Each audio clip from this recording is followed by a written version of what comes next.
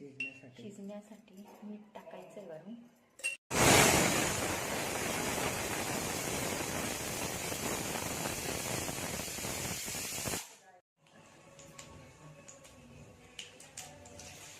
जिरे टाकलं, लसूण टाकलं, परतून घ्यायचं. चांगलं परतून घ्यायला. हिंग टाकलं, हळद टाकलं, मिरची टाकली, टाकलं, जायची. आता वरून डाळ तिखट टाकायचं चमचा, 1.5 चमचा मिक्स करून घ्यायचं. मीठ पुन्हा थोडंसं मीठ टाकायचं. आता कुकरमध्ये शिजवून घेतलेली डाळ आणि शेपूची भाजी जी आहे ते दोन्ही एकत्र शिजवून घ्यायचं. ते टाकून द्यायचे आता फोडणीत.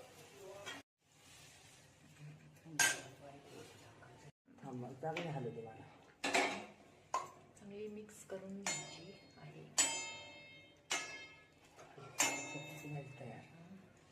गॅस फुल केला, थोडं उकळं काढायचं. टमाटर शिजला की थोडी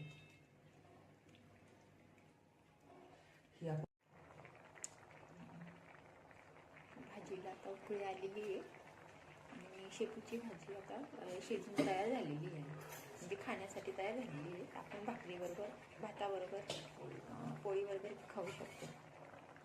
ज्वारीची भाकर, बाजरीची भाकरसुद्धा चालते, कारण की त्याच्यात रस्सा पण आहे, त्याच्यामुळे बाजरीच्या भाकरीबरोबर पण खाता येते.